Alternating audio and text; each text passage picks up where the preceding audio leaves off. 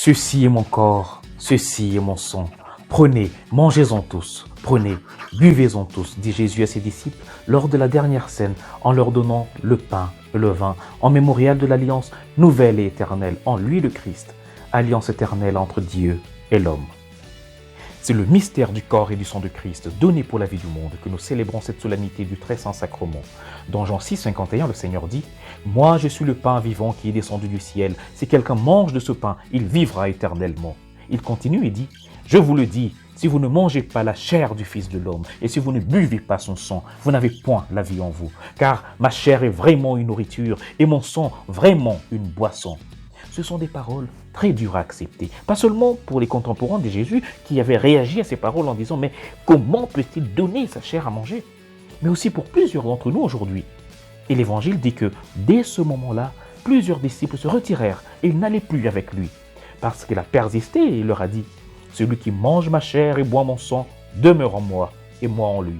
Comme le Père qui est vivant m'a envoyé et que je vis par le Père, ainsi celui qui me mange vivra par moi. » Et le mot « chair » nous rappelle l'affirmation du prologue de Saint Jean. « Et le Verbe s'est fait chair et il a habité parmi nous. » L'Eucharistie est la prolongation de l'incarnation.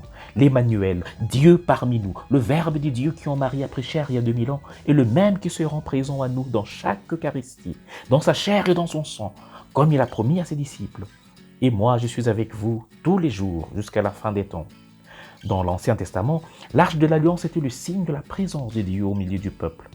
Dans la nouvelle alliance en Jésus-Christ, c'est le Dieu vivant qui, par l'action du Saint-Esprit sur le pain et sur le vin que nous offrons durant la messe, nous gratifie aujourd'hui de sa présence réelle et permanente dans l'Eucharistie. Si dans l'Église nous adorons le Seigneur vivant et éternellement présent dans l'Eucharistie, c'est pour qu'en communion au corps et au sang de Christ, nous devenions un seul corps et un seul esprit dans le Christ. Ainsi, l'Eucharistie n'est pas un sacrement pour moi, elle est le sacrement d'une multitude qui forment un seul corps, le saint peuple fidèle de Dieu.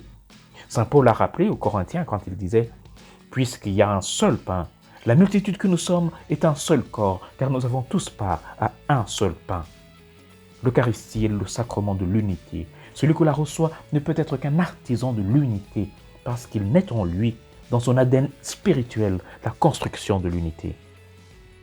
Une question que je peux me poser, surtout si je suis de ceux qui ont la grâce de communier chaque jour au corps et au sang de Christ, serait de me demander sincèrement en quoi la communion au corps et au sang de Christ me change-t-elle, en quoi me convertit-elle pour devenir chaque jour plus généreux, plus aimable, plus serviable.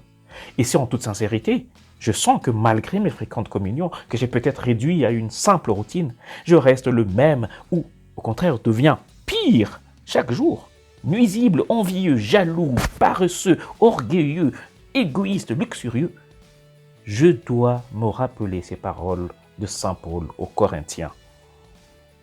Celui qui aura mangé le pain ou bu à la coupe du Seigneur d'une manière indigne devra répondre du corps et du sang du Seigneur. On doit donc s'examiner soi-même avant de manger de ce pain et de boire à cette coupe. Celui qui mange et qui boit, mange et boit son propre jugement s'il ne discerne pas le corps du Seigneur. À présent, prions avec ces paroles que l'ange a apprises aux enfants de Fatima. Très sainte Trinité, Père, Fils et Saint-Esprit, je vous adore profondément et je vous offre le très précieux corps, sang, âme et divinité de Jésus-Christ présent dans tous les tabernacles de la terre, en réparation des outrages, sacrilèges et indifférences par lesquels il est lui-même offensé, et par les mérites infinis de son très saint cœur et du cœur immaculé de Marie. Je demande la conversion de nous pécheurs. Amen. Et que le Seigneur vous bénisse et vous garde, au nom du Père et du Fils et du Saint-Esprit. Amen. Bonne fête chez vous.